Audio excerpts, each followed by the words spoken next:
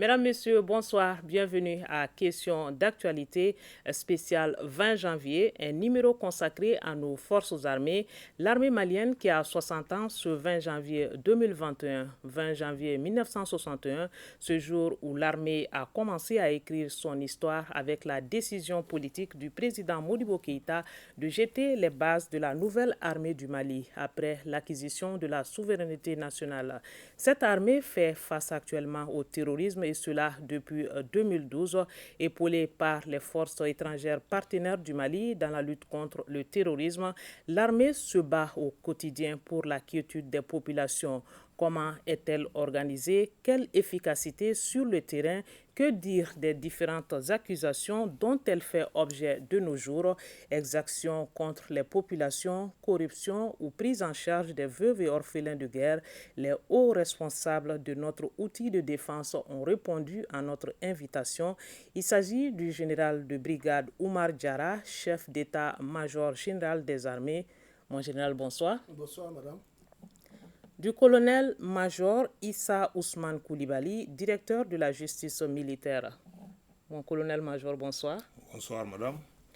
Et de Ibrahim Soumaré, il est ancien ambassadeur du Mali en Turquie. Je rappelle que vous êtes le fils du général Abdoulaye Soumaré qui a conduit les destinées de l'armée malienne à sa création. Bonsoir, Bonsoir. mon ambassadeur. Merci. Bienvenue à vous, chers invités. La grande muette nous fait honneur ce soir. Elle va parler. Ce n'est pas tous les jours que nous recevons sur ce plateau des militaires. Mon général, mes respects. Bonsoir, madame. Merci beaucoup. Comment se porte notre armée nationale et quel est le moral des troupes actuellement? Okay. Donc, merci beaucoup, madame, de nous avoir invités sur ce plateau pour parler à nos citoyens par rapport à l'armée malienne aujourd'hui.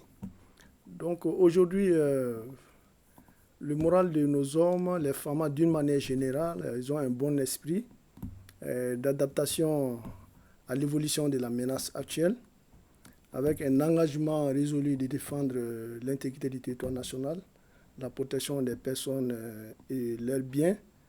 Et ce bon esprit se manifeste vraiment par la nouvelle dynamique offensive à laquelle vraiment nous assistons ces derniers temps, tant en caserne que sur le terrain des opérations. Et ajouté à cela, nous incluons aussi vraiment les bonnes perspectives qui sont présentement en cours au profit des femmes. Histoire de nous rassurer que nous sommes en sécurité actuellement? Oui, et tous les moyens sont mis en œuvre pour que les femmes puissent bénéficier vraiment de cet effort en mesure vraiment de conduire des opérations dynamiques, d'être vigilants et conduire vraiment la mission qui les a été assignée. D'accord. Alors, colonel-major Koulibaly, vous êtes directeur de la justice militaire. Dites-nous, c'est quoi la justice militaire avant d'entrer dans tous les détails? Merci beaucoup, madame, et merci pour l'opportunité qui nous est offerte de parler de la justice militaire et de ce qui fait notre quotidien. La justice militaire est une juridiction spécialisée qui doit juger les militaires lorsque ces derniers commettent des infractions purement militaires. Il y a des infractions qu'on ne voit que dans l'armée, quand on parle par exemple de désertion. Voilà, ça c'est vraiment une infraction militaire. La justice militaire est aussi compétente pour les autres infractions si c'est commis dans les services ou à l'occasion du service dans une caserne, et ainsi de suite. Et vous travaillez avec quel instrument juridique? C'est différent des autres juridictions? Je dirais que c'est complémentaire des autres juridictions. Notre texte de base d'abord c'est le code de justice militaire. Nous avons un code qui date de 1995, que nous estimons être un peu aujourd'hui en déphasage, mais des actions sont en cours pour relire ces textes très bientôt. Mais il est complété par le code pénal et le code des procédures pénales. Donc la justice militaire n'est pas une justice à part, elle est partie intégrante de l'arsenal judiciaire en République du Mali. Et si on vous disait de dresser un bilan de la situation sécuritaire au Mali, ça sera lequel? Ça va nous présenter quel tableau? Le tableau, on peut dire qu'il évolue. Il évolue. C'est très difficile. Aujourd'hui, on ne sait pas si on est à mi-parcours ou on est en fin de parcours, mais en tout cas, les activités sont intenses. Et ce qui est important pour nous, c'est que les FAMA aujourd'hui sont plus que jamais engagés. C'est cet engagement qui est important et les FAMA ont conscience voilà, qui constitue l'épine dorsale de la République. Donc c'est l'essentiel pour nous. D'accord.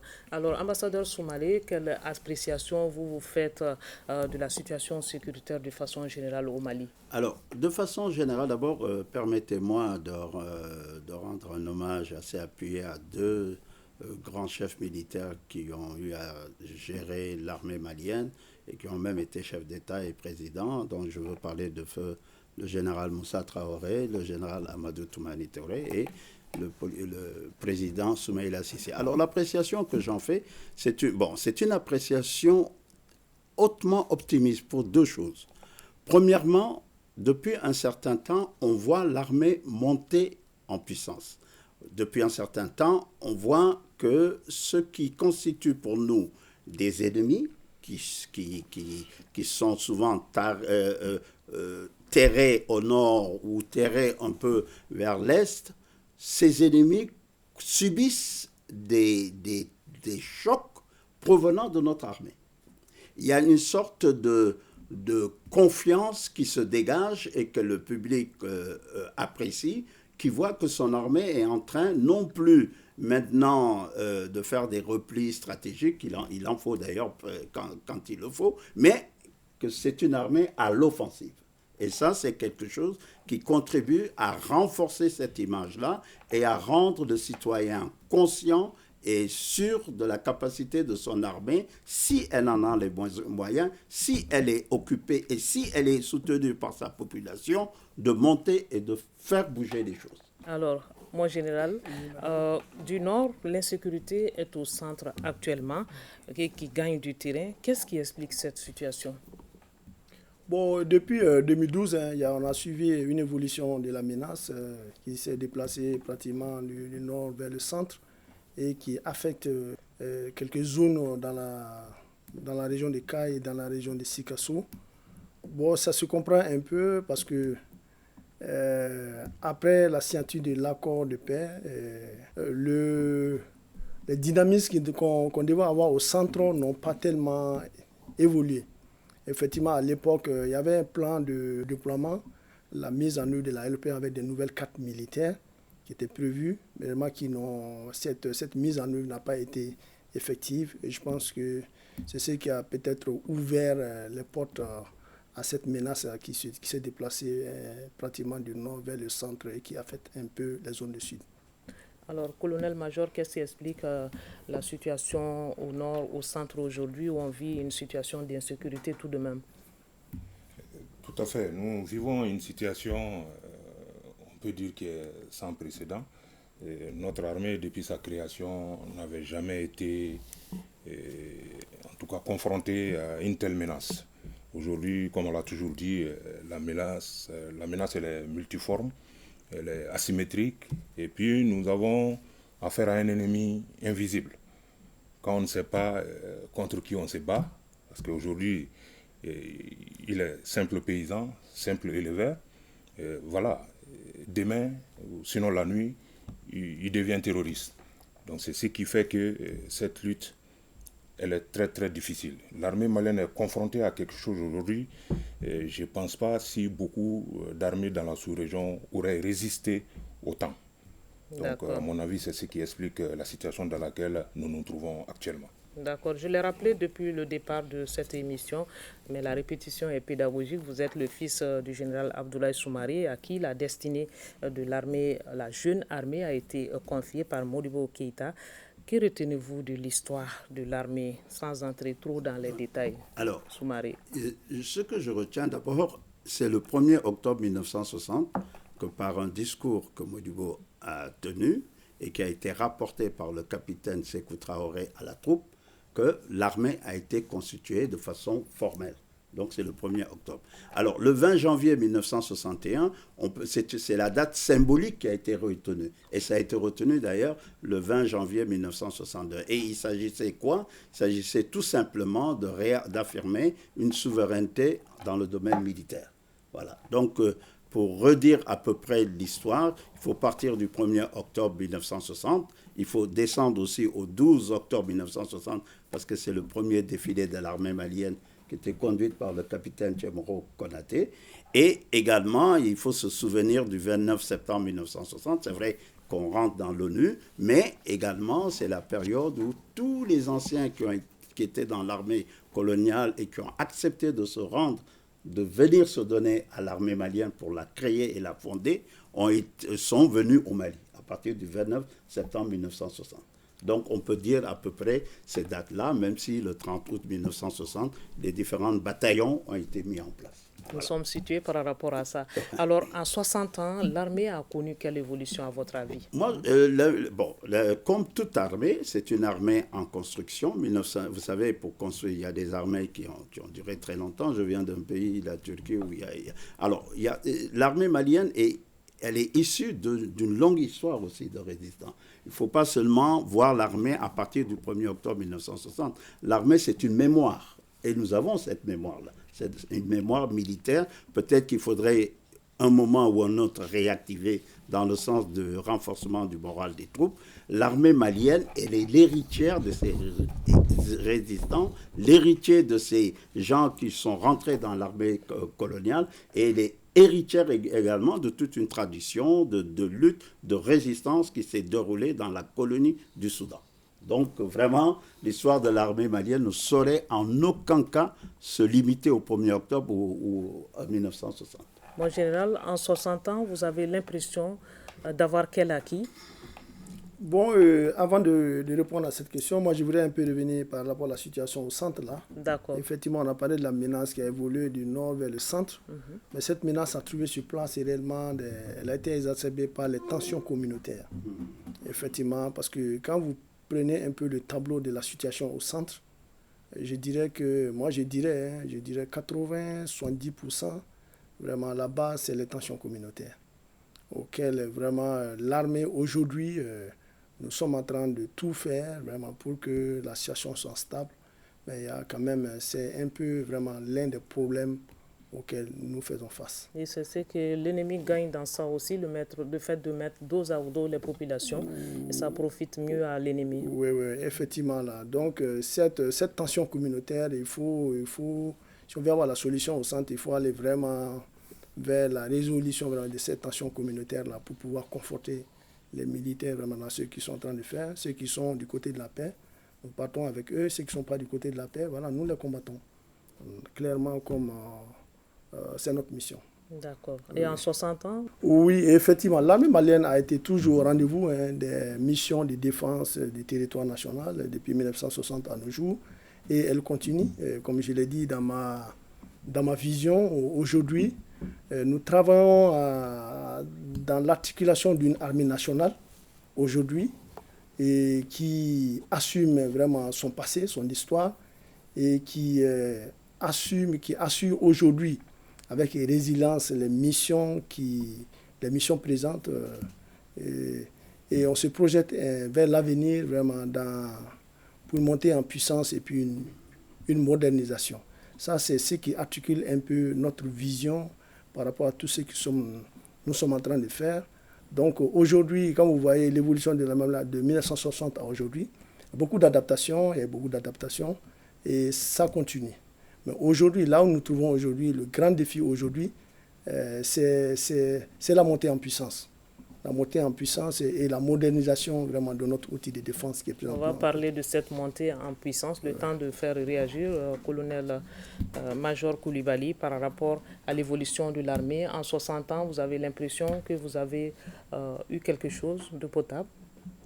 Oui, en termes d'opération, je pense que je ne pourrais pas ajouter grand chose à ce que le chef d'état-major général vient de dire. Mais juste pour faire remarquer aussi que l'armée, elle est de plus en plus présente dans les autres secteurs de la vie socio-économique. Vous savez, une armée, ce n'est pas que faire la guerre. C'est vrai que de 60 à aujourd'hui, l'armée malienne n'a pas connu du tout le repos. Et ça fait beaucoup d'expertise et d'expérience pour nos hommes. Mais au-delà, notre armée est présente dans tous les segments du développement socio-économique malien. Si vous prenez aujourd'hui toutes nos structures, que ce soit les structures hospitalières, moi je suis magistrat militaire, donc pour vous dire qu'on est dans tous les secteurs, nous sommes aujourd'hui une soixantaine de magistrats militaires qui sont formés en même temps que les magistrats de l'ordre judiciaire qui animent la justice malienne. Donc l'armée est présente dans tous les secteurs et pour nous, ça c'est quelque chose qui est vraiment appréciable pour le développement d'un pays. D'accord. Nous allons donc parler de l'intervention de l'armée sur le théâtre des opérations. En général, quel est le degré d'intervention des FAMA sur le théâtre des opérations et avec quelle efficacité sur le terrain? Nous avons un très bon esprit. Et comme je l'ai dit, aujourd'hui, les opérations dynamiques qui sont en cours sur le terrain se traduisent par des mouvements de FAMA et beaucoup d'arrestations d'éléments suspects que nous mettons à la disposition de la gendarmerie, la prévôté pour les traduire devant la justice. Et nous conduisons aussi des opérations de fouille. Pratiquement aujourd'hui, nous sommes sur beaucoup de sanctuaires terroristes, que ce soit le long de la frontière du Burkina, que ce soit un peu au centre, vraiment pour aller marquer le retour de l'État.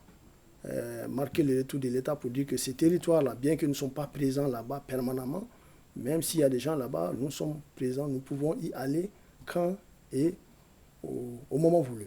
Donc, sur le théâtre des opérations, les gens ont un très bon état d'esprit et les opérations dynamiques qui sont en cours font beaucoup d'effets. Tout récemment, dans la région de Nyono, on a conduit des opérations qui ont permis vraiment aux populations d'aller récolter les riz et puis d'évacuer librement à leurs affaires. Merci. D'accord. Alors, justement, on accuse l'armée de laisser les terroristes dicter leurs lois dans certaines localités. Vous confirmez ou vous infirmez cette information? Bon, pour le moment, on ne peut pas dire qu'on est présent dans toutes les localités du Mali. Je vais le dire franchement, c'est pratiquement impossible. Mais aujourd'hui, ce que nous faisons, chaque fois quand il y a la nécessité est là, chaque fois quand la menace est signalée quelque part, nous mettons vraiment le devoir d'aller sur les lieux et aller voir ce qui se passe là. Donc c'est par rapport à ça. Et puis, il faut aussi dire que les militaires ne peuvent pas tout faire. On ne peut pas tout faire. On a besoin de l'appui de la population. Tant qu'il y a des besoins quelque part, vraiment nous pouvons y aller. D'accord. Colonel Koulibaly, la justice militaire, elle est présente partout? La justice militaire, elle répond la carte judiciaire du Mali. Nous avons un tribunal militaire à Bamako, un tribunal militaire à Kaï et puis un tribunal militaire à Mopti. Donc à chaque cour d'appel correspond un tribunal militaire. C'est comme ça la justice militaire est agencée sur le territoire national. Donc on peut dire que la justice militaire elle est présente partout sur le territoire.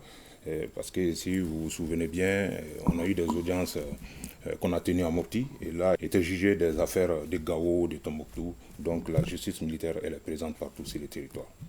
Mon général, je reviens à vous. On parle de la montée en puissance. On avait commencé déjà à parler de cela, des FAMA. Elle se traduit par quoi concrètement, cette montée en puissance? Cette montée en puissance des FAMA, elle est réelle. Elle se traduit par l'état d'esprit même des hommes aujourd'hui. Une chose est sûre, tous les FAMA aujourd'hui sont conscients comme quoi le fondement même de la nation, la résilience de la nation malienne repose sur l'armée aujourd'hui. Et tout le monde est conscient de ça, de la hiérarchie militaire jusqu'au... C'est ce message que nous faisons véhiculer. Et aujourd'hui, ça c'est l'état d'esprit. Et en termes, j'ai parlé des opérations aujourd'hui, en termes, cet état d'esprit se manifeste sur l'état des opérations par les opérations dynamiques que nous faisons, soit en autonome, nous-mêmes, ou bien en coordination avec nos partenaires, dont le rôle est vraiment appréciable. Et troisième point, c'est par rapport à l'acquisition des matériels. Et effectivement, depuis la mise en place du gouvernement aujourd'hui, et ce dont je vais parler de mon temps de chef d'état-major général, il y a beaucoup d'acquisitions déjà en termes d'aéronefs, en termes de capacité aérienne, capacité d'infrastructure. Donc c'est tout cela la montée en puissance. Oui, effectivement, parce que l'acquisition de ces moyens nous permet vraiment d'opérer. D'être offensif sur le terrain. D'être offensif parce qu'on sait que le territoire est vaste aujourd'hui. Si on veut mener des opérations dans la profondeur, il faut vraiment l'appui pour appuyer les forces au sol, il faut des capacités aériennes. Et je dis, en démontant de chef d'état-major des armées aujourd'hui déjà, je peux attester vraiment les efforts qui ont été fournis déjà par rapport à la montée en puissance, l'acquisition des moyens qui sont en cours. Et ça, c'est d'un de deux aussi. Je vois les perspectives qui sont en cours. Et tout ce qui a été planifié pour 2021 déjà. Voilà. Je sais que si nous arrivons à acquérir tous ces moyens, je pense que nous serons de plus en plus à hauteur de mission. D'accord. Alors, colonel Koulibaly, cette montée en puissance est accompagnée par la justice militaire. Elle est bien encadrée par la justice militaire. Comment ça se passe? Et naturellement, une armée professionnelle évolue forcément avec le respect des droits de l'homme. La justice militaire, vous l'avez remarqué ces derniers temps, elle est très présente.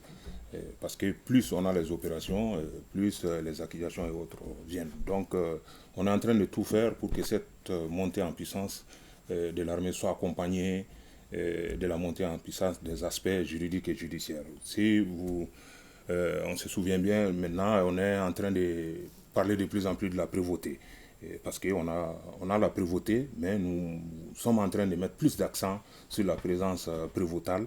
Et chaque fois aujourd'hui qu'on déploie des troupes en opération, forcément, ces troupes sont accompagnées d'un détachement prévôtal. Et ça aide beaucoup la justice militaire. Et la semaine dernière, nous avons sillonné tous les centres de formation, les formations des certificats interarmes, des sous-officiers. Nous avons pu parler à plus de 2000 sous-officiers de l'État, du respect des droits de l'homme aujourd'hui dans nos rangs. Donc la montée en puissance va forcément avec les cadres juridiques. D'accord. Ambassadeur Soumaré, des innovations en la matière montée en puissance. À votre avis, quels sont les défis du moment face à cette situation sécuritaire? Alors, les défis du moment, je crois que le chef d'état-major général ainsi que le directeur de la justice militaire l'ont un peu brossé. Vous savez, lorsqu'on vit une situation de crise sécuritaire, on ne peut pas se payer le luxe d'avoir une armée stationnaire. Autrement dit, une armée qui suit pas le mouvement du temps du terrorisme. Et c'est cet esprit d'expédition. Le soldat malien est un soldat d'expédition. Autrement dit, il bouge. Vous avez maintenant, avec l'équipement qui est donné, le volet aérien, et surtout le renseignement, je crois qu'il faut insister là-dessus. C'est très important. Nos militaires, maintenant, sont dans cette posture. Les nouvelles autorités en ont donné tout de suite la définition. Donc, pour moi, le plus important, lorsqu'on lutte contre le terrorisme, le directeur l'a dit, on lutte contre quelque chose d'aveugle. Alors, lorsqu'on lutte contre quelque chose d'aveugle, on a deux solutions. On essaye d'avoir une lampe torche, et cette lampe torche, ça ne peut être que la population avec le renseignement. On obtient le renseignement, on essaie d'identifier les endroits, encore que c'est assez difficile parce qu'ils sont mouvants, mais on frappe quand on peut frapper. Et je crois qu'il y a eu des exemples depuis un certain temps, et ça, je crois que c'est quelque chose qu'il faudrait que nous, population civile, intellectuelle et tout ça, nous mettions à comprendre cette évolution et que nous soutenions surtout ce comportement-là. D'accord. Voilà. Mon général, on parle également, parmi les innovations, de l'opération Maliko. C'est quoi concrètement? Effectivement, avant d'aller à cette question, j'allais un peu revenir par rapport à la montée en puissance des FAMA. J'ai un peu parlé de notre vision d'une armée nationale, assumant son histoire, assumant ses responsabilités et puis se projeter dans l'avenir. Et avec dans le but commun vraiment d'être une armée autonome en mesure de défendre vraiment notre territoire national et défendre les intérêts du pays. Donc, par rapport à ça, nous travaillons sur 3 grandes lignes d'opération. Voilà, il s'agit de la conduite des opérations militaires. Nous continuons dans cette lancée des opérations militaires dans laquelle l'opération Maliko constitue une priorité. Il s'agit du retour, la restauration de l'autorité de l'État, la lutte contre le terrorisme. Et nous sommes lancés sur une deuxième opération présentement aujourd'hui, l'opération Maliko, qui est pratiquement le fer de lance. Et une seconde opération qui est en cours, l'opération Keletigui, dans laquelle nous partons dans les différents sanctuaires hostiles sur le territoire national, le long des différentes frontières. Et une troisième opération, nous présentons déjà vraiment dans la perspective des autorités de la transition. Il s'agit de la sécurisation du processus électoral. Voilà, donc il y a un concept d'opération qui est déjà en cours d'élaboration, l'opération Tilekura, qui sera chargée de la circulation hyperpassive. La circulation hyperpassive, c'est aussi vraiment l'une de nos priorités. Donc, dans la mise en œuvre, on doit parler de l'opération Maliko. Effectivement, l'opération Maliko, aujourd'hui, il y a pratiquement deux théâtres, le théâtre Est et le théâtre Centre, sur lesquels nous sommes en train avec un certain nombre de secteurs d'opération. Voilà, toute cette coordination à partir de l'état-major général au niveau des PC, des postes de commandement interarmés des théâtres, et les différents secteurs et les différentes unités qui sont déployées jusqu'au plus petit échelon. Donc, c'est comme ça que nous sommes organisés. Et pratiquement, les ordres sont coordonnés du COIA jusqu'au niveau des unités. Donc l'opération Maliko fait partie de la montée en puissance, si je comprends bien. C'est un élément de la montée en puissance? Oui, bon, pratiquement, ceux sur lesquels nous sommes en train de travailler, j'ai parlé de 3 lignes d'opération. C'est-à-dire la conduite des opérations militaires, dans laquelle nous avons l'opération Maliko, l'opération Keleti et l'opération Tilekura. Maintenant, la montée en puissance, la deuxième ligne d'opération par rapport à ce que nos directives, les directives sur lesquelles nous sommes en train de travailler, il y a la restructuration qui est en cours. La restructuration, il s'agit de la LOPM. Nous avons terminé avec une première LOPM. Donc, il y a un projet de deuxième LOPM qui est en cours. Dans cette LOPM, pratiquement, tous les efforts sont dans ce sens. La restructuration qui est en cours, il s'agit de la mise en œuvre du système d'information des effectifs de l'armée, le SIRH, des ressources humaines, la gestion des ressources humaines. Il s'agit de mettre en œuvre le SILOC, le système d'information logistique de l'armée. Il s'agit de mettre en œuvre les nouvelles cartes militaires des armées, avec le redéploiement de nouveaux régiments, de nouvelles régions militaires. Une réorganisation.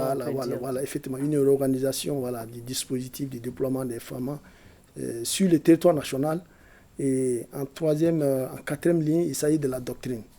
Tout ce qui est doctrine, notre doctrine, voilà. D'accord, je vois que l'ambassadeur Soumaré... Donc tout ça, ça fait partie de la restructuration. Et le quatrième, cinquième, je dirais, ça, c'est les infrastructures. Parce que quand vous parlez des redéploiements des unités, il faut prendre en compte les infrastructures. Donc ça, c'est pratiquement par rapport à la restructuration, ce que nous sommes en train de faire. Et la coopération avec les partenaires. Soumaré, la doctrine vous a fait sourire? Oui, parce que je crois que c'est quelque chose de très important. Il y a une doctrine militaire qui doit être fondée d'ailleurs sur les données géopolitiques et géostratégiques que nous vivons, et même diplomatiques, parce que là-dessus, maintenant, la diplomatie pourra même s'appuyer pour élaborer sa stratégie d'alliance, de relations avec les pays. Une doctrine militaire sert à donner le là pour le militaire. Et je crois que ça, c'est très important. On ne peut pas avoir... Et je suis heureux d'entendre ça parce que d'aucuns pensent que l'armée malienne serait une armée au fil du temps, enfin, qui serait une armée de réaction et pas une armée de prévention ou une armée qui a des perspectives. Alors, la doctrine, c'est quelque chose de fondamental et ça nous sert à ça. Alors, c'est très, très, très bien que ça soit défini par le chef d'état-major général des armées sur instruction des autorités. Colonel Koulibaly, je suppose que tout cela se fait dans le respect des droits de l'homme? Oui, tout à fait, madame. Le chef d'état-major général vient de parler de Maliko. Dans Maliko, les aspects juridiques sont pris en compte. Chaque opération sur le terrain, il y a des règles d'engagement. Et ces règles d'engagement définissent dans les détails ce qui doit être fait par nos soldats sur le terrain. En plus de cela, nous avons aujourd'hui une nouvelle dynamique au sein des forces armées maliennes. Nous sommes en train de déployer des conseillers juridiques auprès de tous les chefs militaires. Aujourd'hui, le chef d'état-major général a un conseiller juridique qui est un magistrat militaire.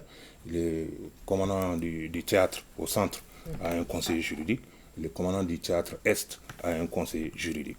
Tous les chefs d'état-major aujourd'hui, dans les textes, ont des conseillers juridiques et nous venons de désigner des magistrats militaires pour occuper ces postes. Et quelle est l'utilité de cela, à votre avis? Ce conseil juridique aura pour mission de voir tous les aspects juridiques de nos opérations. Au-delà même des opérations, il y a le quotidien des états-majors et services. Et même la passation des contrats, et ce conseil juridique doit être là, il doit être regardant. Donc sa tâche est vraiment énorme parce que nous assistons aujourd'hui à une judiciarisation à outrance. pour un oui ou un non. Voilà, on se retrouve interpellé jusqu'au niveau de la Cour suprême. Donc nous avons intérêt aujourd'hui à vraiment accompagner toutes nos actions par des experts juristes. D'accord. Et dans le cadre de la lutte contre le terrorisme, le Mali est épaulé donc par des pays partenaires qui ont des contingents ici. Quelle est l'utilité de ce partenariat militaire, mon général? Merci beaucoup, madame. Donc, avant de partir dans la question des partenariats, je vais toujours le dire encore. On va faire un retour encore. Oui, effectivement. D'accord, allez-y. C'est votre jour. Oui, effectivement, là, par rapport à nos perspectives, vous avez parlé vraiment de montée en puissance des femmes. Et effectivement, dans le tableau que nous avons défini, j'ai défini les 3 lignes d'opération sur lesquelles nous sommes en train de travailler. La conduite des opérations, la ressuscitation et le 3e point, c'est la coopération avec les partenaires dont je vais parler. Dans les 2 premiers cas, nous avons des priorités qui ont été définies. Aujourd'hui, la première priorité, c'est la consolidation de l'initiative sur le terrain des opérations aujourd'hui.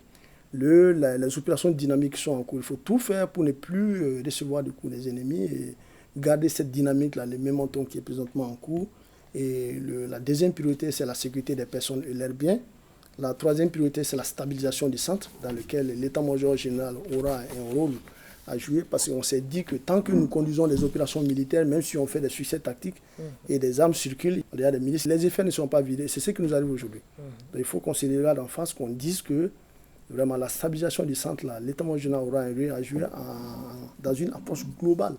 Parce que ce n'est pas seulement une question militaire, et voilà, il y a des questions de sécurité, mais il y a d'autres éléments du pouvoir de l'État vraiment qu'il faut mettre en place pour stabiliser le centre. Nous sommes dans ça. Nous renforçons aussi la coopération transfrontalière avec nos voisins qui est essentielle à la réussite de nos opérations. Nous combattons le lynchage médiatique et la désinformation qui vise aujourd'hui à ternir l'image des femmes. Nous travaillons à mettre un cycle opérationnel d'engagement de nos forces sur le terrain des opérations en cours. Il s'agit de voir aujourd'hui, certaines forces sont permanemment sur le terrain des opérations, et une année, 6 mois, plus de 6 mois sur le terrain, vraiment ça cause problème. Donc il faut mettre un cycle opérationnel en œuvre, permettre aux soldats d'être engagés, désengagés, se reposer, faire la préparation opérationnelle et être engagés. Donc ce cycle-là, ça c'est l'une de nos priorités par rapport à la restitution. Il y a la diligence du nivellement des unités dans le centre. C'est qu'aujourd'hui, les unités qui sont au centre, que ce soit Ségou, et Sévaré aujourd'hui, c'est vraiment là où il y a beaucoup de problèmes. Donc notre priorité, c'est de remettre ça rentre dans le cadre aussi, comme je l'ai dit, de la mise en œuvre des cadres militaires, voilà, des états-majors et services. Et aussi la mise en œuvre de l'accord, l'APR, l'accord de paix d'Alger. Donc ça aussi, ça constitue une de nos priorités, parce que dans ces priorités, il y a des questions de défense et de sécurité qui concernent les femmes reconstituées.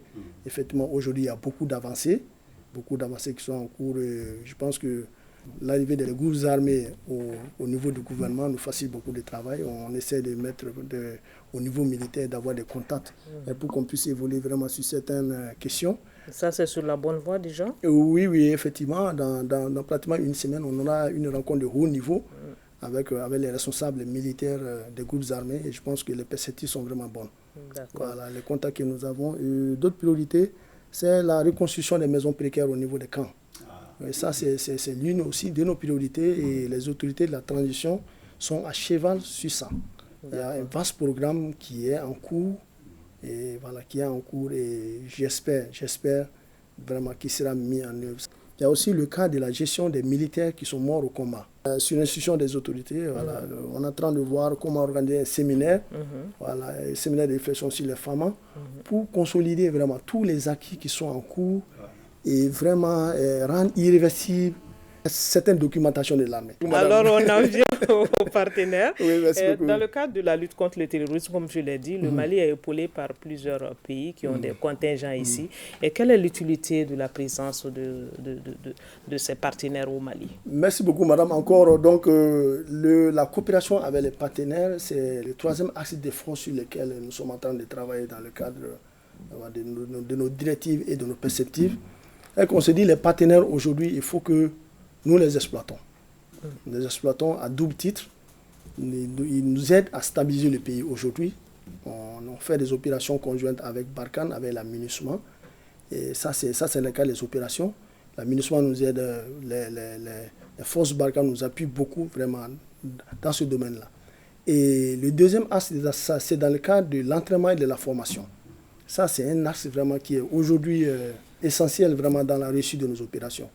Parce qu'avant d'aller au combat, il faut se préparer d'abord. Donc l'action de ces partenaires, aujourd'hui, vraiment, est vraiment salutaire.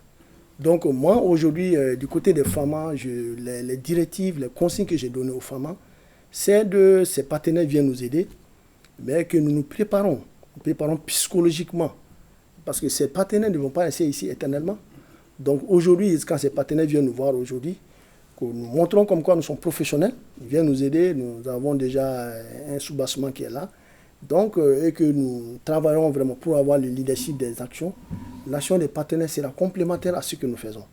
Donc, ce sont des consignes que ça aide aussi les partenaires.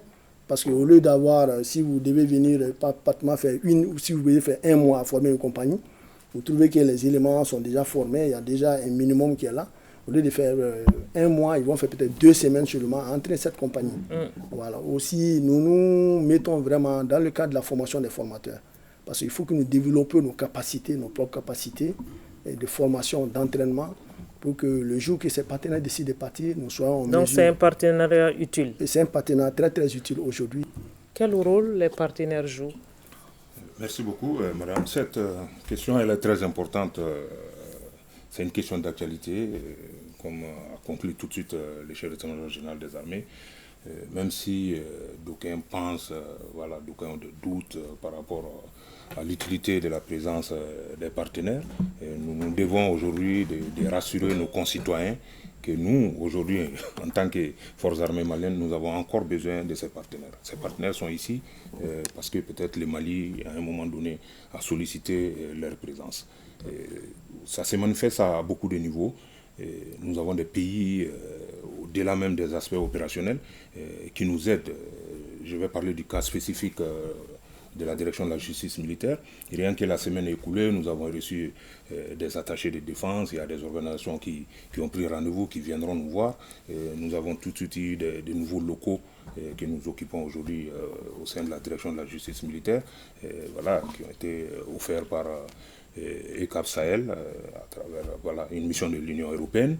Nous avons un projet de construction du tribunal militaire de Mopti, que ECAP Sahel est encore sur ce dossier. Donc nous savons que nous avons besoin de ces partenaires. Donc nous demandons l'indulgence des uns et des autres. Et ces partenaires sont ici parce que nous avons besoin encore d'eux. D'accord. Ambassadeur Soumaré, quelle est l'utilité d'une coopération militaire dans le cadre de la lutte contre le terrorisme?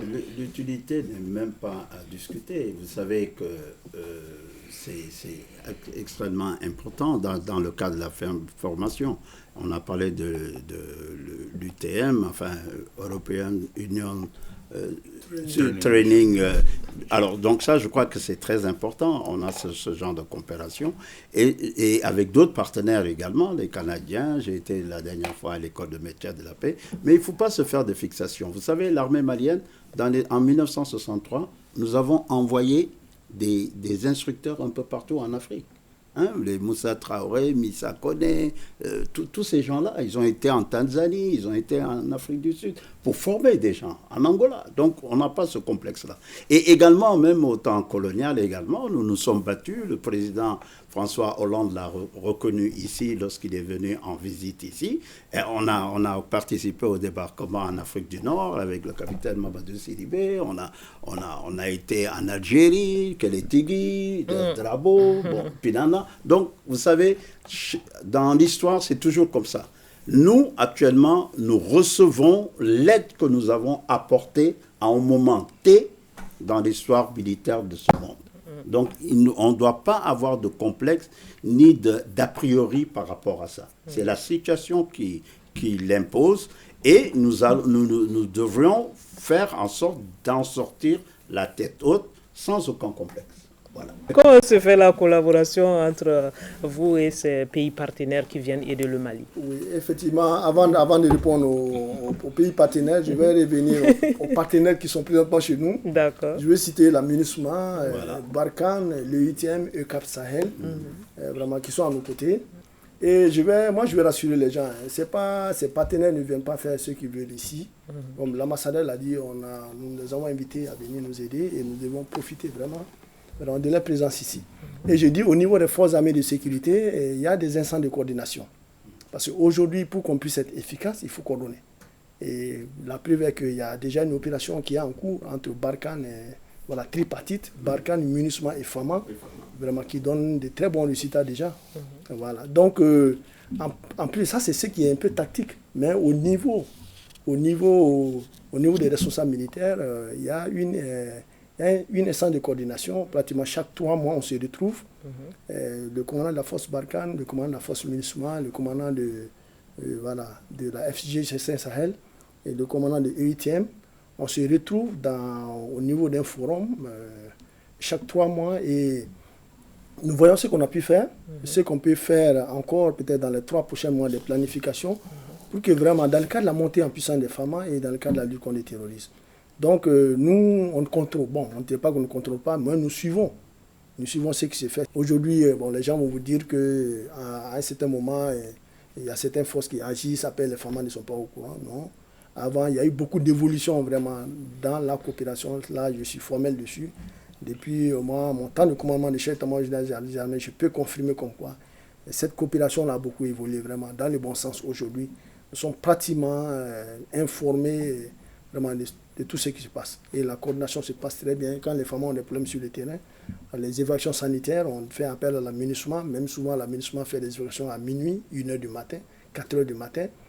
La force Barkhane, souvent, quand on est dans certaines localités, là où on n'a pas de capacité aérienne, on fait à la force Barkhane qui nous appuie. Colonel Coulibaly, pour boucler ce chapitre, qu'est-ce que ce partenariat vous apporte concrètement? Concrètement, tout d'abord, ce partenariat, c'est de l'expertise pour nous. Et ce que nous vivons aujourd'hui, il y a beaucoup de nos partenaires qui l'ont vécu ailleurs. Donc nous avons cette expertise. Au-delà de l'expertise, du savoir-faire, il y a tout ce qu'on nous apporte en termes d'infrastructure, en termes de logistique.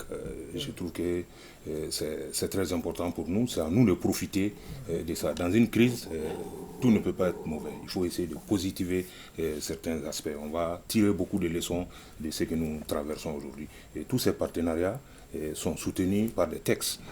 Il y a toujours des textes. Les gens ne viennent pas chez nous comme ils veulent. Tout est encadré. Et dans les règles d'engagement, il y a tous les aspects qui sont pris en compte. J'en veux juste pour preuve, avant le déploiement de Takuba, il y a eu au moins 2 semaines de discussion avec certains Européens par rapport à ça. Vous savez que Takuba, ça regroupe les forces spéciales de ces pays. Et vous savez aussi que les forces spéciales, dans un pays, c'est les derniers pions entre les mains du politique. Donc on n'engage pas ces forces-là comme ça. Donc ils sont venus, on a fait des discussions au niveau des affaires étrangères. Nous sommes convenus sur quelque chose. Ils ont eu des garanties avant d'accepter et de déployer leurs forces spéciales à notre profit. Donc tout est encadré. Par rapport à la coopération, effectivement, je sais qu'il y a beaucoup de campagnes. Je sais que le 20 janvier déjà, il y a nos concitoyens vraiment qui projettent certaines manifestations. Moi, les gens ont beaucoup parlé d'accord de défense et puis de coopération militaire. Moi, je pense qu'aujourd'hui, avec notre partenaire stratégique qui se trouve être la France aujourd'hui, je peux le dire, il n'y a pas d'accord de défense entre le Mali et la France. C'est un accord de coopération. Quelle est la différence? L'accord de coopération militaire, ça n'a pas commencé aujourd'hui. L'ambassadeur a déjà dit depuis les années 60 déjà. Donc, cette coopération a beaucoup évolué. Et cette coopération militaire, elle est dans beaucoup de domaines. Aujourd'hui, elle a axé pratiquement sur la formation et l'entraînement. Donc aujourd'hui, nous avons des stagiaires malais qui sont formés en France. Il y a des militaires français qui viennent entrer nos forces ici. Ça, c'est le cadre de la coopération militaire. Sinon, je le dis ici encore, il y a beaucoup de choses. Peut-être l'ambassadeur pourrait m'appuyer par rapport à ça. Et j'aimerais vraiment qu'il dise un mot parce que par rapport à ça, je connais beaucoup. Donc, je vais m'arrêter là. Je le dis quand même encore. Rapidement. Ça, c'est coopération militaire Voilà, entre le Mali, Mali et la France et non pas un accord de défense. Il y a une grande différence. Merci. D'accord. Ambassadeur Soumaré, vous voulez éclairer nos lanternes? Oui, alors l'accord de défense, effectivement, comme a dit le chef d'état-major général, nous n'avons pas d'accord de défense. L'accord de défense et la coopération militaire, ça fait deux. On avait un accord même de défense, c'était un peu avec la Fédération du Mali, encore que ça a été révisé vers le 22 juin 1960. Mais un accord de défense, c'est d'abord quelque chose qui engage... On ne peut pas faire d'autres coopérations si ce n'est avec ce partenaire principal.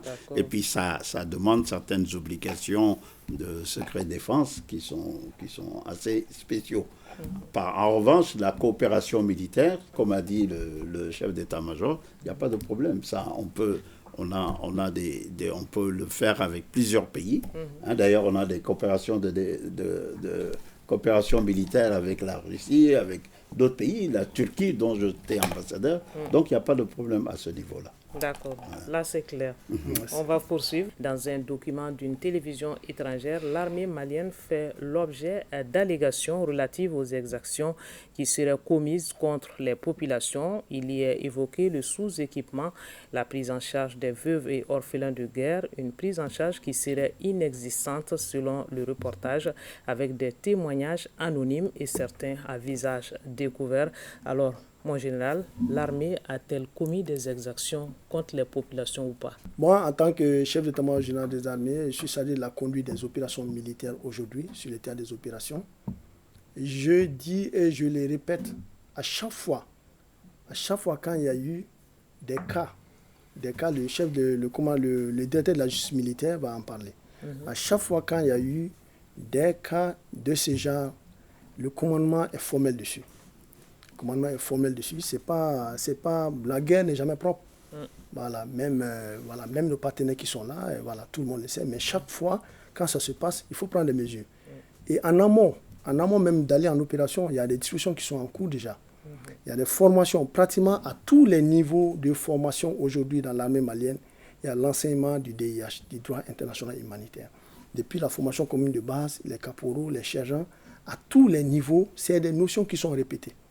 Les notions qui sont répétées, mais en situation de guerre, c'est une autre situation. Il peut y avoir bavure. Voilà. S'il y a des bavures, on ne peut pas, souvent, il faut travailler pour prévenir ces bavures. Mais quand il y a des bavures, il faut prendre des mesures. Et c'est ce que nous faisons aujourd'hui avec la justice militaire. Elle est là. D'accord, elle va nous parler de ces mesures. Je vais aussi profiter pour dire qu'il y a beaucoup d'allégations contre les femmes qui ne sont pas vérifiées. Il y a la désinformation, comme je l'ai dit. Il y a un lynchage médiatique qui est là pour ternir l'image des femmes, démoraliser nos troupes. Vous trouverez, je vais le dire ici, 80% de ces allégations ne sont pas vraies. Il y a eu des cas là où les enquêteurs sont partis sur le terrain, ce n'est pas vérifié.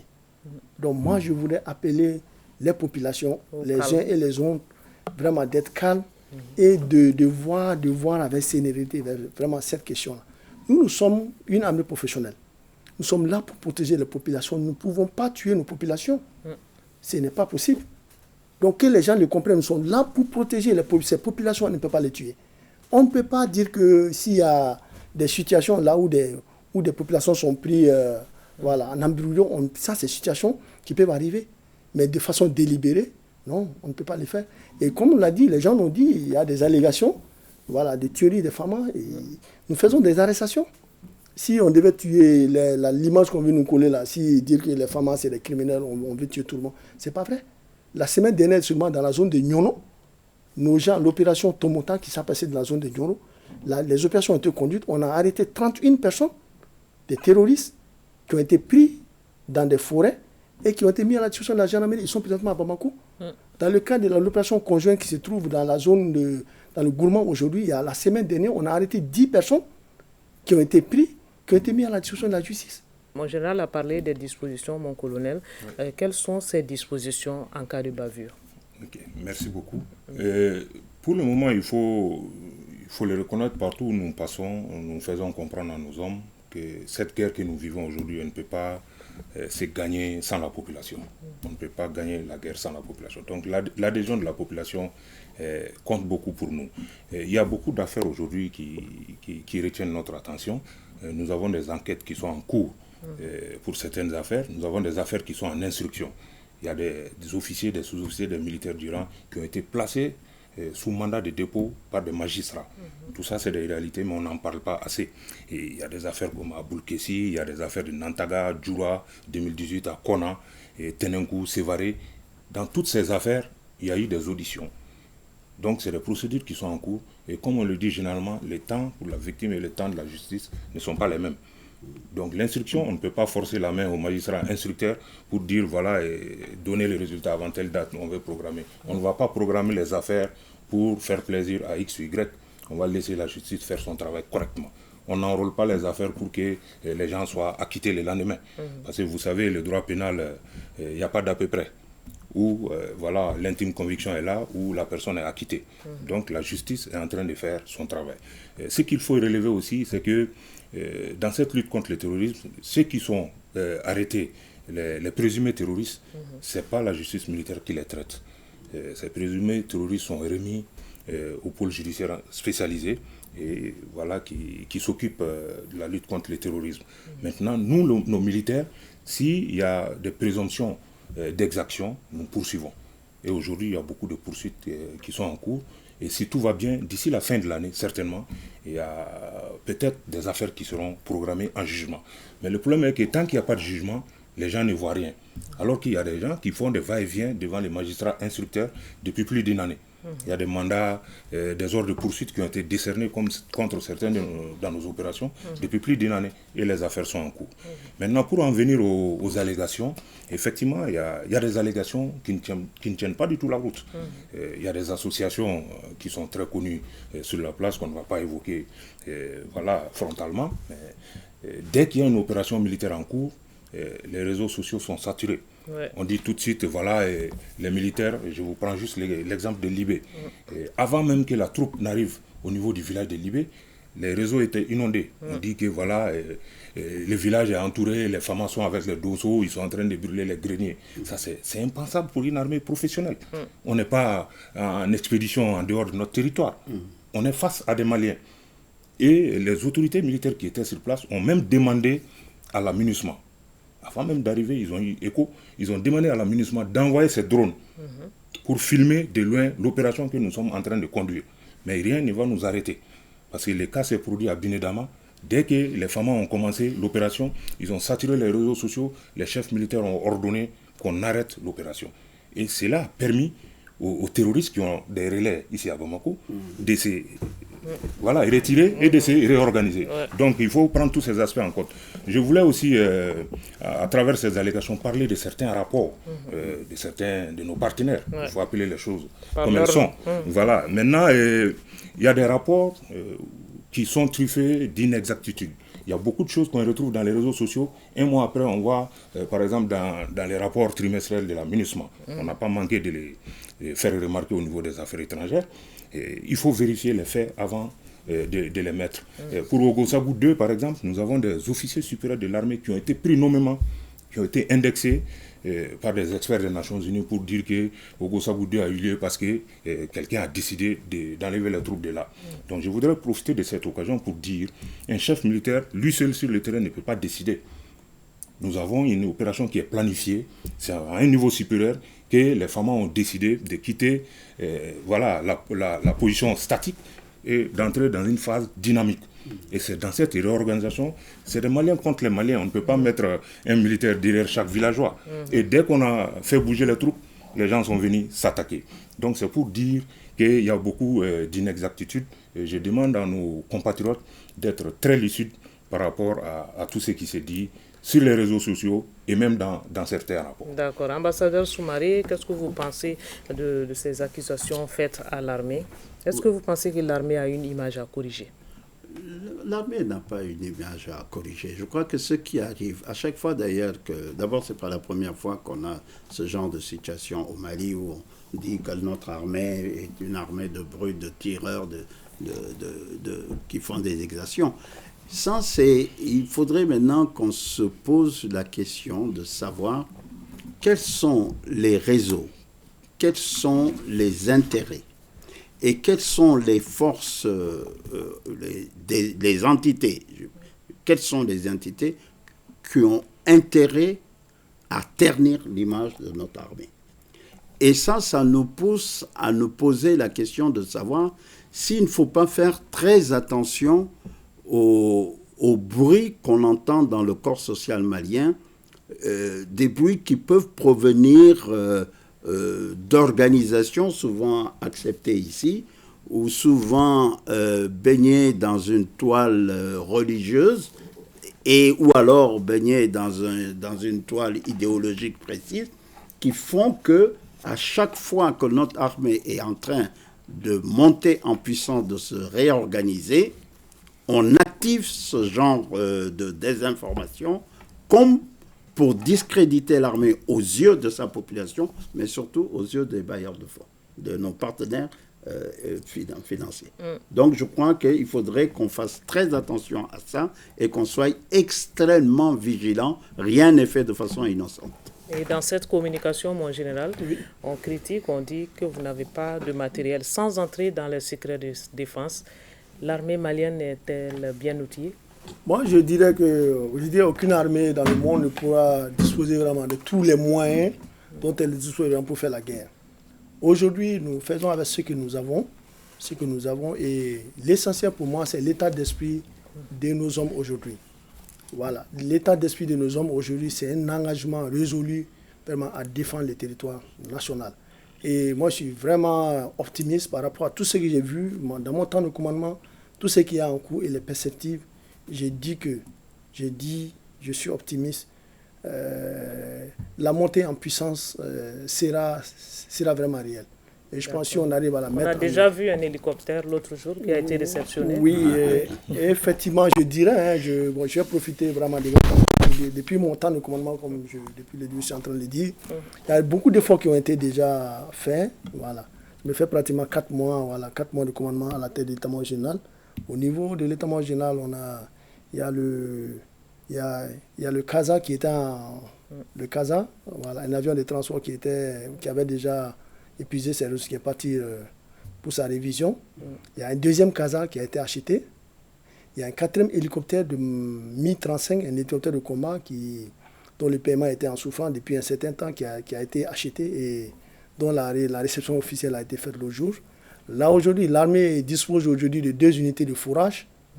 2 unités de fourrage, donc ça nous permet vraiment d'aller creuser, voilà, d'aller faire le fourrage partout où nous voulons nous-mêmes, dépendant vraiment de personnes. Il y a des hélicoptères de manœuvre qui sont annoncés et pratiquement il y a beaucoup de projets d'infrastructures qui sont en cours aujourd'hui, que ce soit au niveau des Sévarés, que ce soit au niveau des Gao.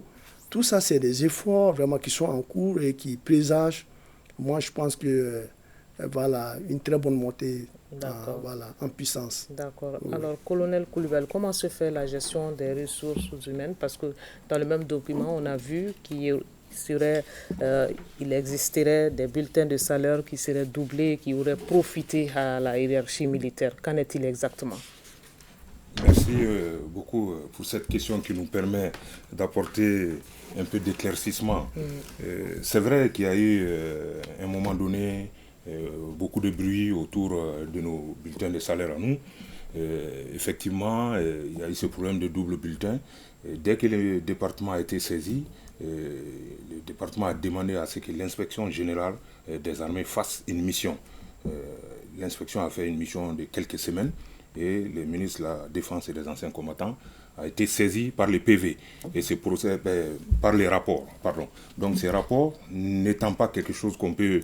on ne peut pas faire une procédure tout de suite avec ça. Ces rapports ont été remis à la gendarmerie et aujourd'hui la gendarmerie est en train d'entendre les gens qui sont accusés d'avoir fait des bulletins, des doubles bulletins. Bon, de là à dire que c'est la hiérarchie qui profite, peut-être la suite des enquêtes nous en dira plus.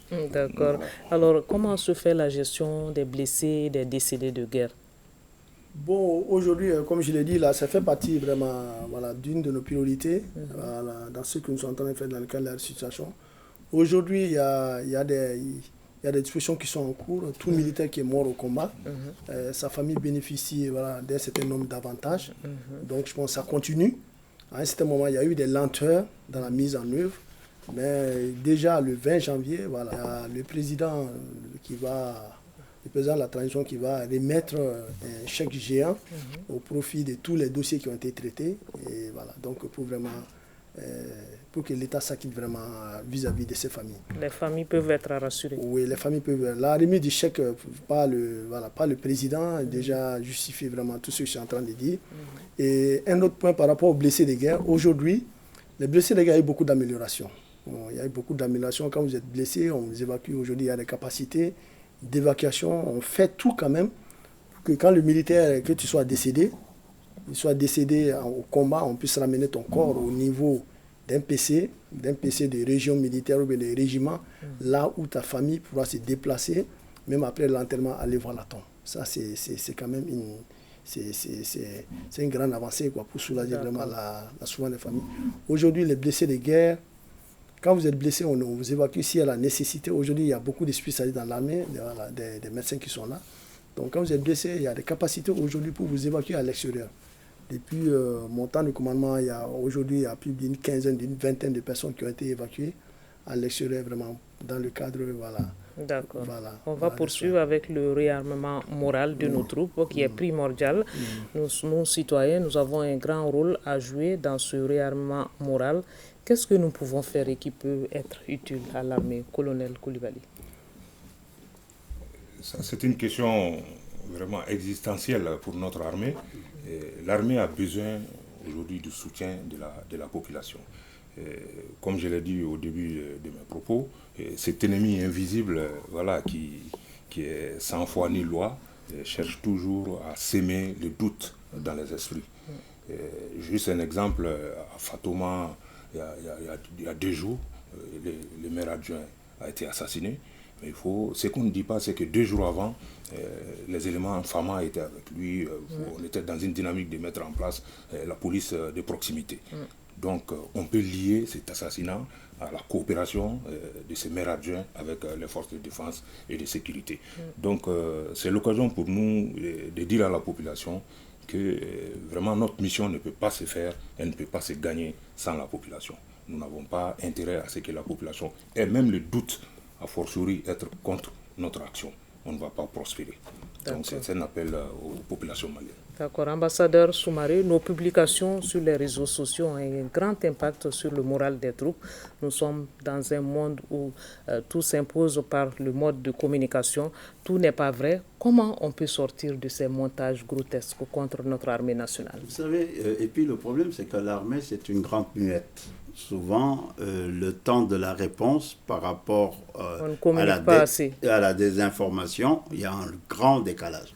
Alors, je crois que le plus important, c'est que, d'ailleurs, je me félicite qu'il y ait cette émission aujourd'hui, c'est que la population prenne conscience que l'armée est issue d'elle.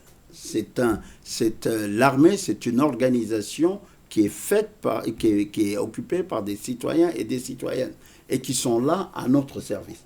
Et il est important qu'il y ait beaucoup d'informations, que les journalistes prennent conscience que c'est vrai, il y a le travail de journalistes indépendants qui essayent de faire des articles et tout, mais la situation actuelle fait que le Mali ne peut pas se permettre de voir des compatriotes utiliser leur plume ou leur voix pour déstabiliser une des institutions fondamentales qui est la force armée malienne. Donc il faudrait que il y a eu plusieurs pays où des cas de conflit se sont déroulés, où les journalistes, enfin, et c'est pas contre la presse, hein, tout le monde a le droit de dire ce qu'il veut, mais prendre conscience de la dangerosité dans laquelle nous sommes, et faire en sorte que sa plume et sa parole ne contribuent pas à casser le moral de ceux qui sont censés nous protéger lorsqu'il fait minuit et qu'on est à la maison. D'accord. Alors, moi, je voulais dire une question par rapport à ça. Oui. Que voulez-vous de la part concrètement des populations? Oui. Moi, je voudrais rassurer les Maliens ici, sur ce plateau, dire qu'aujourd'hui, malgré tout ce qu'il y a au Mali, là, c'est quoi? Nous avons la chance aujourd'hui, l'armée, elle est soudée, elle est solidaire, elle est unie. Ce n'est pas dans d'autres pays où l'armée est ethnisée ou bien c'est pas des campagnes qui sont en cours. Aujourd'hui, nous travaillons déjà, le soubassement est déjà là. Malgré tout ce qu'il y a en cours, vous partez dans les unités. Il n'y a pas question de fraction, il n'y a pas question de tribu ou bien ethnie dans notre... L'armée reste une armée aujourd'hui soudée, unie. Et nous travaillons dans ce sens-là. Et j'ai dit dans ma vision, c'est quoi? C'est d'avoir une armée nationale. C'est-à-dire, nous sommes en train de travailler, créer un environnement pour que tout le monde se voit dans cette armée-là. Parce qu'aujourd'hui, travailler en partisan, dire qu'on ne fait pas partie de cette armée ou quoi. Non, nous ne sommes pas dans ça. Si vous voulez vraiment le bien du Mali, vous voulez le bien du Mali, il y a des recrutements qui sont en cours. Il y a des examens, il y a des concours qui sont faits au niveau des sous-officiers, l'EMIA. Venez, il n'y a pas de problème. Donc l'armée, travaillons vraiment pour avoir, dans un environnement pour avoir une armée nationale. Ça, c'est l'une de nos visions.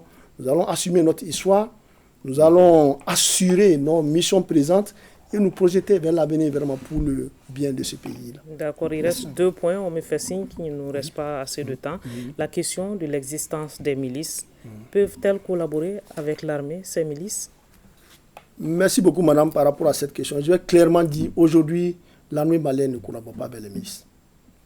Que vous soyez milice Peul, Bambara, Donzo, on ne collabore pas avec les milices. On sait qu'il y a des groupes armés qui essaient de nous rapprocher pour nous donner des informations par-ci, par-là. Mais aujourd'hui, toutes ces campagnes qui sont faites, l'armée, on voit tout récemment, voilà, il y a eu, les gens disent que l'armée malienne collabore avec les Donzo par-ci, par-là. Tout récemment, il y a eu des clashs entre les Maliens et les autres. C'est-à-dire qu'aujourd'hui, il ne faut pas que les gens se mettent dans une certaine posture. Nous, aujourd'hui, nous travaillons dans le cadre de la stabilisation au centre. On collabore, nous voulons toutes ces histoires de milices, on veut en finir. Et c'est dans ce cadre même. Il y a un plan ça peut créer un désordre, à votre avis? Oui, il y a un plan de stabilisation du centre dans lequel les femmes auront un rôle particulier à jouer, comme le désarmement, voilà, le désarmement et la réinsertion. Ce plan est en cours. Nous espérons qu'il va être très rapidement mis en œuvre pour que nous, les opérations que nous conduisons pour stabiliser le sens, puissent avoir des sens. Il faut que les milices, l'arme, la circulation des armes et les combattants vraiment puissent, vraiment, leur action puisse être atténuée au niveau, voilà, du centre. Donc je pense que nous travaillons, nous sommes dans l'optique d'une approche globale dans le cadre de la stabilisation de la situation du centre. D'accord. Colonel Koulibaly, par rapport aux milices? Par rapport aux milices, moi je dirais juste que si jamais l'armée se met aujourd'hui à collaborer avec les milices, il y a toujours un effet pervers. Il y a toujours un effet pervers. Imaginez déjà nos soldats qui reçoivent autant de formations sont aujourd'hui accusés d'exaction, que ce soit vrai ou faux. Maintenant, imaginez qu'on prenne des gens sur l'État parce qu'ils ont des armes et leur confier une partie de la sécurisation de notre territoire. Il y aura toujours un effet pervers et on aura du mal après à s'en débarrasser. Donc, ce n'est pas du tout une option. Qu'est-ce que vous en pensez, ambassadeur Soumaré? C'est pas une option. Et là où il y a eu ce genre d'option qui s'est réalisé, ça a toujours mal fini. Ça a toujours mal fini. En général, l'armée a fini toujours par mater. Parce que la force légale, c'est l'armée. Et il y en a dans l'histoire des exemples où il y a eu ce genre de tentative de monter des milices à côté de l'armée, mais ça n'a jamais abouti. Je crois que dans un pays républicain, l'armée, elle est républicaine. Les forces de milice, il faut les désarmer. Ce n'est pas normal. D'accord. Alors, nous invitons tous ces milices, si ce plan est mis en œuvre, qu'ils accompagnent ce plan. Qu'ils accompagnent ce plan vraiment pour qu'on puisse apaiser notre pays, le centre, et que vraiment chacun, les populations puissent vraiment vivre en paix. Le Covid-19, c'est l'actualité. Et comment vous vivez dans les camps, puisque vous êtes en groupe? Comment vous faites pour la lutte contre le Covid-19? Ok, merci beaucoup, madame. Par rapport à ça, bon, on n'a pas le directeur du service social, du service de oui, santé mais des armées ici. sur vous. Bon, en tant que commandement militaire, effectivement, quand ça a commencé déjà, on avait déjà élaboré un concept, voilà, Covid-19 en cas, si vraiment, si le service de santé civile était débordé et que l'armée arrivait à prendre, voilà, on avait réfléchi au pire. Donc ce concept est déjà élaboré et gardé quelque part. Le jour que l'armée sera sollicitée, on pourra être en mesure vraiment de mettre rapidement ce plan-là en marche. Donc maintenant, en deuxième de ce qui se passe aujourd'hui, bon, pratiquement, on n'a pas jusqu'à présent, on sait beaucoup de cas, mais les mesures barrières qui ont été éditées par sont respectées. Sont respectées. Pratiquement, dans tous les cas aujourd'hui, dans tous les rassemblements, vous partez dans tous les centres de formation, chaque militaire a un masque. On a reçu tout récemment 90 000 masques qui ont été distribués à tous les niveaux. Donc chaque militaire aujourd'hui, je peux attester comme quoi a un masque. D'accord, on va faire un dernier tour de table. Cet appel à l'union sacrée autour de la patrie, ce qui nous reste, c'est le Mali. Soyons ensemble. Et je commence par l'ambassadeur Soumaré. Pour lutter efficacement contre le terrorisme, quel est ce message? Le message que moi je donnerais, c'est qu'il faudrait que nous soyons un seul homme, une seule femme derrière notre armée nationale. La situation du pays l'appelle et l'exige. Et les défis que nous affrontons aussi nous y incitent sans hésiter. Nous sommes la dernière digue, parce que nous luttons contre quelque chose qui a pour ambition d'aller plus loin, Golfe de Guinée, descendre, aller jusqu'en Afrique du Sud, Mozambique, tout ça. Donc, et c'est aux populations maintenant de faire bloc derrière l'armée. Et je donnerai également comme autre message la nécessité de revisiter notre histoire, comme de prendre conscience des défis qui nous assaillent actuellement pour pouvoir nous projeter vers l'avenir, comme l'a indiqué le chef d'état-major général. Et j'espère que ça, c'est quelque chose que nous allons faire en fixant des dates symboliques que nous célébrions tout le temps pour renforcer le moral des troupes et renforcer la cohésion nationale. D'accord. Voilà. Colonel Koulibaly, ce message d'assurance aux populations? Ce message, c'est tout simplement pour moi juste le fait de rappeler que toutes les grandes nations aujourd'hui ont vécu des situations comme la situation que nous vivons aujourd'hui. Ce n'est pas un coup du sort qui nous arrive, c'est normal dans la vie des nations. Et c'est au contraire, pendant ces périodes, comme on le dit dans l'armée, que nous devons resserrer les rangs. Nous devons se mettre à bloc derrière notre armée nationale qui n'existe que parce qu'il y a cette population. Donc je demande à la population de continuer à faire confiance à son armée, de soutenir son armée. Et partout où on passe, on explique aux hommes, nous sommes entretenus, habillés, payés par la population. Et on est là pour la population. D'accord. En général, pour boucler. Merci beaucoup, madame. Donc, moi, ma vision par rapport à l'armée malienne, voilà, armée pour le Mali de demain, et par rapport aux populations, je dirais que moi, je reste optimiste. Vraiment. On n'a pas d'autre choix vraiment, que de travailler à fortifier cette armée-là. Et je l'ai dit, on doit fortifier, on doit travailler vraiment dans le cadre de l'armée nationale. Je dis que l'armée, là, c'est pour tout le monde. L'armée malienne, c'est pour tout le monde. Les autorités actuelles, on ne veut pas vraiment d'armée ethnisée, comme je l'ai dit, et l'autre jour, même ce concept d'armée reconstituée. Nous voulons aller au-delà de ça. Nous voulons aller au-delà de ça. Nos frères, les groupes armés qui sont là, nous sommes engagés vraiment dans le cadre d'une armée nationale. Armée nationale vraiment dans laquelle nous trouvons toutes les composantes. Ça a eu lieu dans le passé. Nos anciens nous ont légué cette armée. Nous sommes là aujourd'hui. Il faut que nous puissions léguer cette armée nationale à nos enfants. Donc ça c'est d'un. De deux, je veux que cette armée-là se redéploie pratiquement sur l'ensemble du territoire national.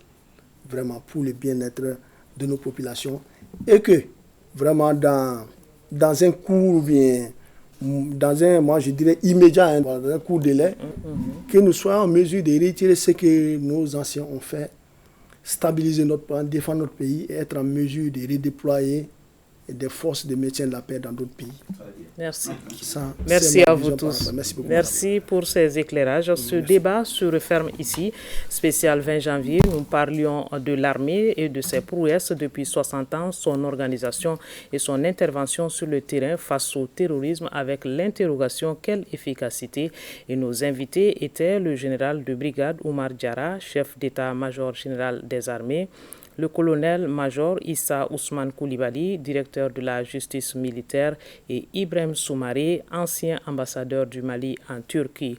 On se quitte avec cette déclaration du président Modibo Keïta, convaincu de la justesse du combat à mener, exhortait la jeune République à l'effort et à la conscience nationale.